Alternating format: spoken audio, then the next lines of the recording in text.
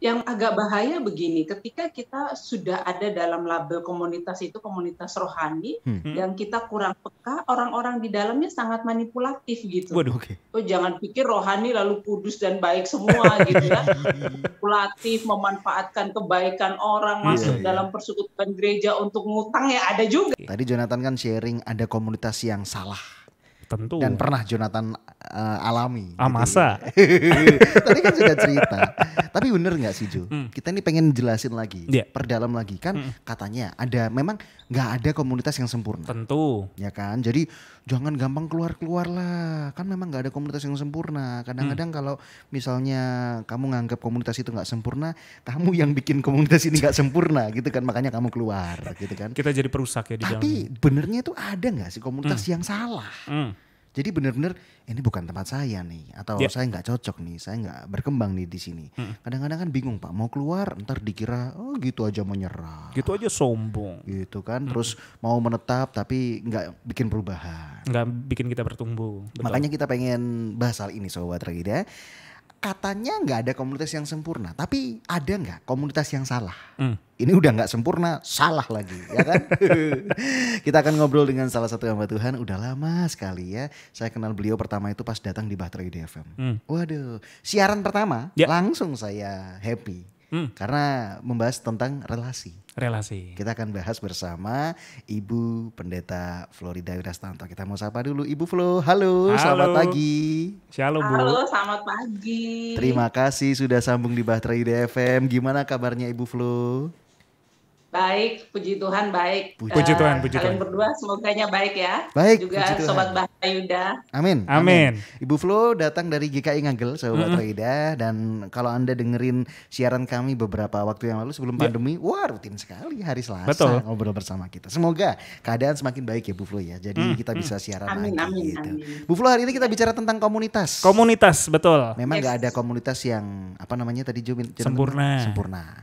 Tapi Jonathan tanya, bisa nggak kita ada dalam komunitas yang salah? Nah itu Bu pertanyaannya. Ya kalau bisa ya bisa aja gitu ya. Cuman kan sekarang begini yang harus kita pikirin dalam diri kita gitu, untuk apa dan mengapa saya harus ada di komunitas itu gitu ya. Memahami peran kita akan menentukan kita harus tetap ada atau tidak. Itu kan kalau komunitas misalnya ada komunitas berdasarkan hobi, ada komunitas terkait pelayanan, pekerjaan. Kalau misalnya soal pekerjaan, mau kayak apapun terjadi kan kita nggak mungkin hari ini kerja di sini, besok kerja di tempat lain saking karena merasa nggak cocok di situ gitu kan.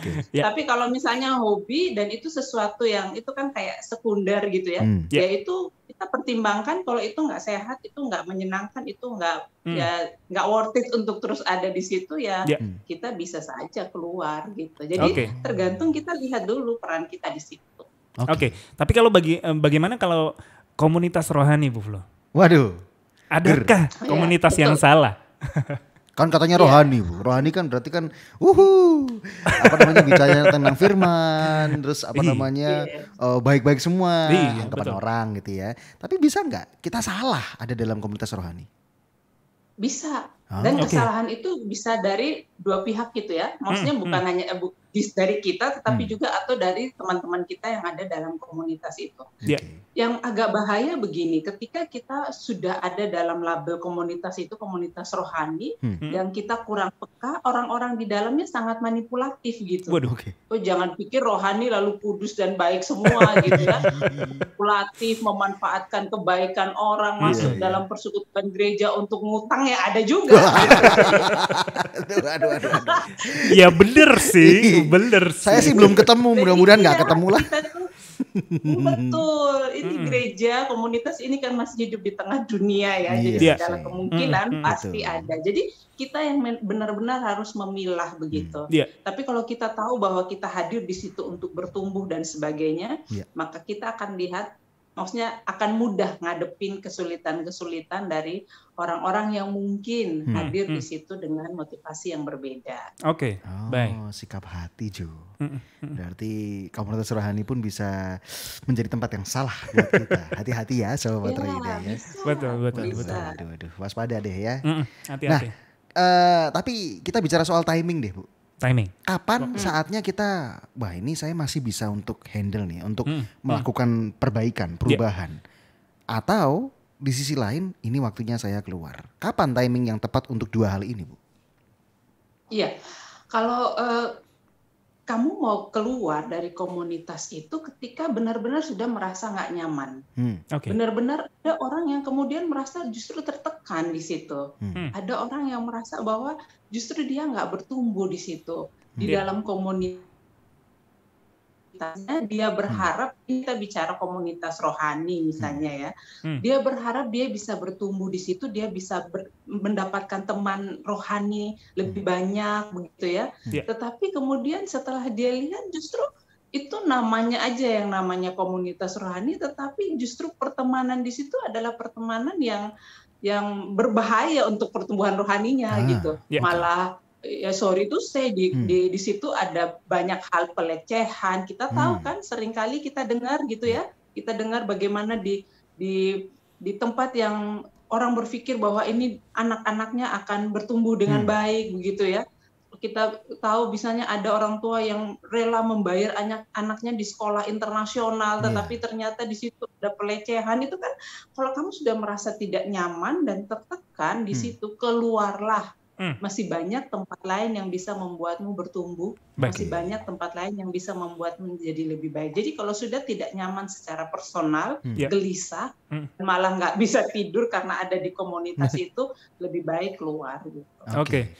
Kalau misalnya cuma satu orang, Bu, saya nggak nyaman nih, tapi bukan gara-gara komunitasnya, tapi gara-gara segelintir orang yang ada di dalamnya. Jadi ada crash gitu ya? Itu bisa jadi tolak ukur untuk kita keluar atau gimana, Bu? Itu kalau kamu keluar, tapi gini, harus ajak bicara. Kan kita nggak boleh menyimpan sendiri yang kita rasa. Jadi kita harus bicara kepada orang yang satu komunitas kita, apa yang kita rasakan. Lalu kalau ada orang-orang yang kita anggap itu sebagai penyebabnya, kita juga harus bicara. Karena kan bisa saja kita salah menangkap, kita salah persepsi. Kita ternyata maksud dia itu bukan begitu. Jadi kita perlu berbicara dengan clear apa yang terjadi, apa yang kita rasa. Tetapi ketika sudah bicara kemudian nggak ada perubahan dan kita merasa kok kayak begini, ya sudahlah, ya tinggalkan gitu. Baik. Jadi dibicarakan ya Joy. Bukan rasan-rasan ya. Bukan rasan-rasan loh ya Sobat Rohida. Kamu tahu nggak si A? Si A. Atau ngomong sama pemimpinnya Pak. Yang ini dicing aja nih, dicing. Gak gitu juga sih Bu. Gak gitu juga sih Pak.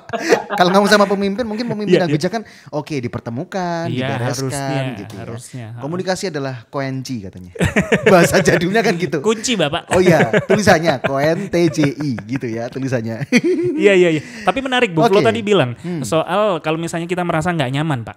Tapi gimana kalau misalnya kita yang baperan Bu?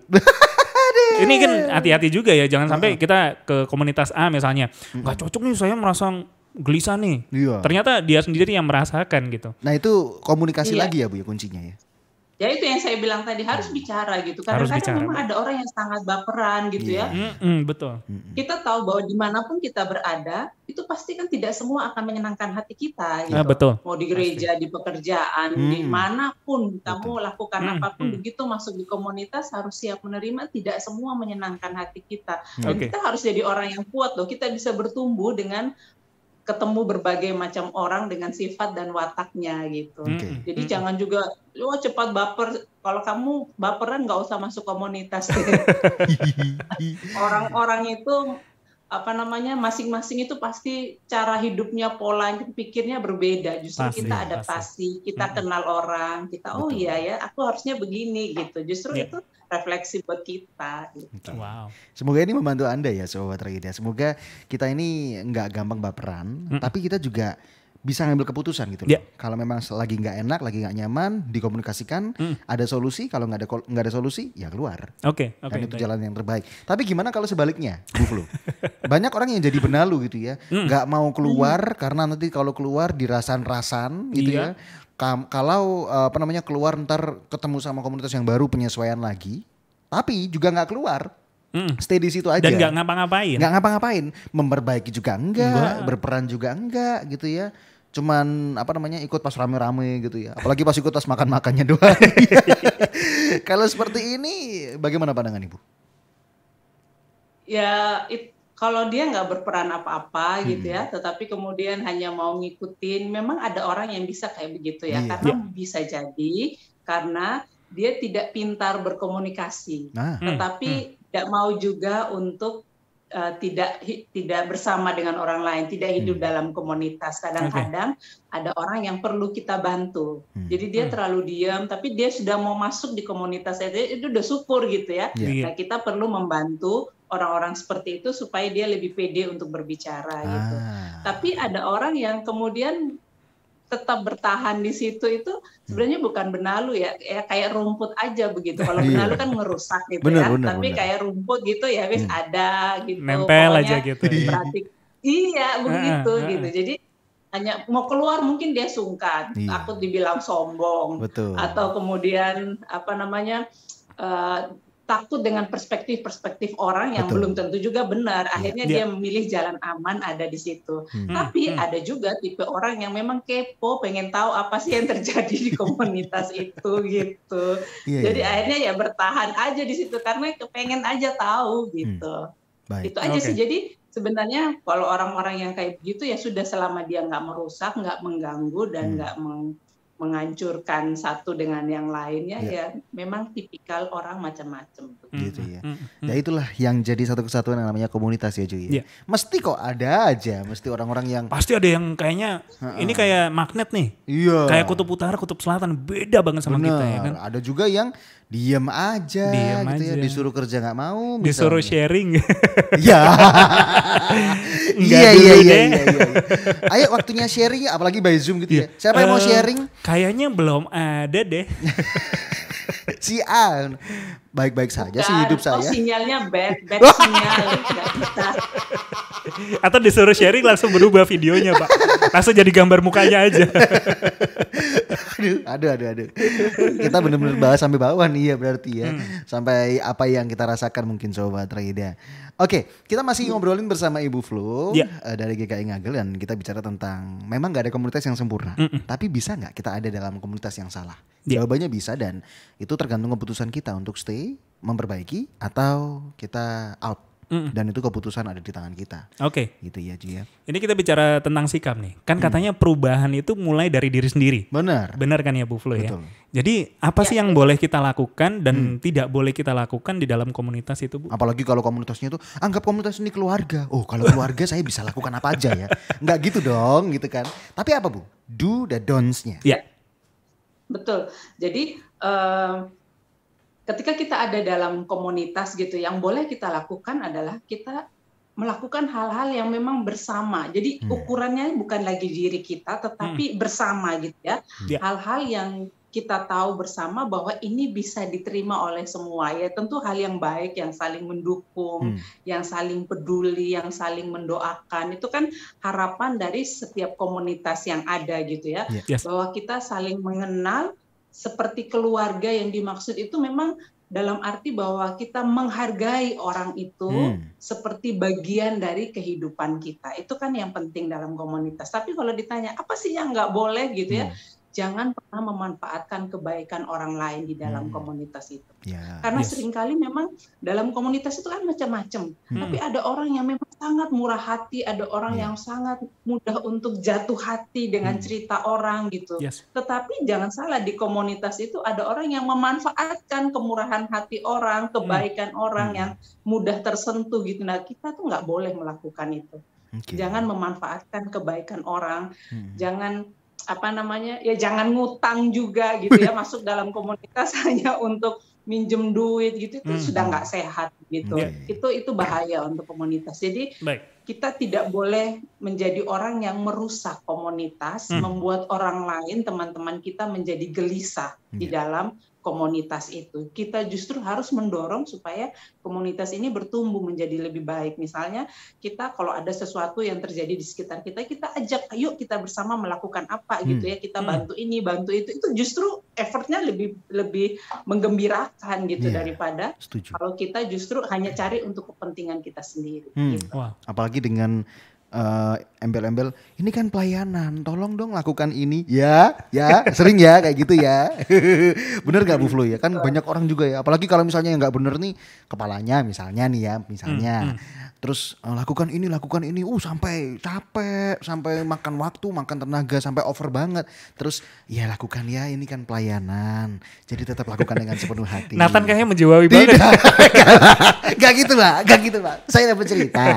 Kalau itu kayaknya sesi curhat ya. Jangan gitu dong. Enggak. Saya dengar dari orang-orang lain gitu loh. Iya. Kan sampai bener kata Bu Flo, sampai jatuh hati itu sampai dia tuh capek enggak ngerasain. Jadi, ini pelayanan ini. Sampai dari pagi sampai malam di gereja. Ya kalau event-event tertentu it's okay ya, tapi kalau sering kan kasihan papa mamanya. Kasihan pasangannya kalau sudah punya pasangan kan gitu ya. Oke, luar biasa. Kita masih bicara bersama. Begini, jadi, silakan Bu Flo. Jadi komunitas itu juga jangan sampai merugikan keluarga kita gitu. Ada orang yang kemudian waktunya habis banget buat komunitas itu, pulang udah tinggal lelahnya di rumah, nyusahin keluarga, nyusahin orang tua, nyusahin pasangan, nyusahin anaknya gitu ya. Setuju. Jadi kita komunitas itu yang wajar gitu, bagi waktunya itu yang wajar. Kalau misalnya kamu merasa terlalu banyak waktu untuk komunitas itu, kamu udah waktunya untuk ngerem gitu. Karena hidupmu itu bukan satu-satunya di komunitas itu. Kadang-kadang kita tuh harus mikir loh, orang itu ada yang jor-joran untuk komunitasnya dari pagi sampai malam, pokoknya itu toh yang dipikir. Betul. Coba ketika sakit komunitas itu ada atau enggak, keluargamu loh yang paling sulit, yang paling menderita untuk ngurusin. Jadi kita tuh harus aware sendiri gitu, jangan sampai jor-joran untuk komunitas lalu lupa sama keluarga, itu juga nggak sehat gitu. Oke. Sebaik-baiknya komunitas paling kalau misalnya kita sakit ngirimin makanan doang. Yang nyiapin obat itu keluarga kita, yang ngecekin suhu tubuh kita itu keluarga kita. Ya kan? Jadi tetap family itu tempat yang utama dan tempat yang pertama ya. Betul. Kesimpulan Bu Flo, kita masuk di pertanyaan terakhir. Mungkin banyak pendengar yang seru banget nih obrolannya Nathan sama Jonathan. Kita bahas apa sih Jo kalau boleh tahu Jo? Kita bahas, katanya komunitas tidak ada yang sempurna. Tapi bagaimana dengan komunitas yang salah? Bisa nggak kita ada di sana? Ternyata bisa. Silahkan untuk kesimpulan Ibu Flo. Ya, kita tidak pernah bisa bertumbuh sendiri. Kita butuh komunitas. Karena itu hiduplah dalam komunitas yang sehat dan yang membuat kita juga bisa mengenal Tuhan lebih baik atau bersosialisasi lebih baik. Tetapi jika itu sudah tidak mengarahkan kamu pada pertumbuhan rohani, juga pertumbuhanmu secara sosial yang baik, yang dikehendaki Tuhan, maka pilihlah untuk berhenti. Firman Tuhan berkata begini, saya baca ya, Filipi 4 ayat 8. Jadi akhirnya saudara-saudara, semua yang benar, semua yang mulia, semua yang adil, semua yang suci, semua yang manis, semua yang sedap didengar, semua yang disebut kebajikan dan patut dipuji, pikirkanlah semuanya itu. Komunitas kita itu harus dasarnya seperti itu. Semua yang berkenan di hati Tuhan, itulah yang kita utamakan dalam hidup berkomunitas. Luar biasa. Luar biasa. Semoga kita ada dalam komunitas yang benar ya Sobat Reida. Nganterin kita untuk bersosialisasi. Terus juga kalau punya tujuannya juga baik. Betul, dan bertumbuh juga secara personal. Makin dekat sama Tuhan juga. Semoga kita temukan komunitas yang seperti itu. Amin. Ibu Flo juga punya Instagram yang bisa Anda follow. Ada sebentar, saya cek dulu ya. Belum saya buka Instagramnya. Nah ini sudah ketemu. Kalau Anda pengen follow narasumber yang kami hubungi di hari ini, boleh dong ya kan. Cuma denger suara sama videonya aja kalau Anda nonton di YouTube gitu ya. Kalau misalnya pengen kenal, pengen kenalan, pengen Bu Flo jadi mentor saya dong. Bu Flo kegiatannya apa aja? Boleh, nggak apa-apa. Silakan di follow saja di Instagram Ibu Flo di @florida_wirastanto. Saya ulangi ya, @florida pakai F _wirastanto. Di situ Anda bisa temukan akun Instagramnya Ibu Flo, slogannya Happy Wife, Happy Life. Wow. Mantap. Terima kasih Ibu Flo sudah ngobrol bersama kita. Benar-benar sudah terobati ya. Terima kasih Jonathan dan Nathan. Benar-benar terobati kerinduan untuk ketemu langsung. Ini sudah ada video. Anda bisa nonton ya nanti ya. Tentu. Di YouTube-nya Bahtera FM gitu ya. Kalau misalnya rindu, ya talkshow dulu sama Ibu Flo. Sekarang kita juga talkshow lagi walaupun singkat. Sehat selalu buat Ibu Flo dimanapun Ibu Flo berada. Ibu Flo sekeluarga juga sehat. Semakin luar biasa pelayanannya. Tuhan berkati. Tuhan berkati Flo. You are listening to pujian terbaik yang memberkati. 96.4 Bahtera Yuda FM. The sound of faith, hope, and love.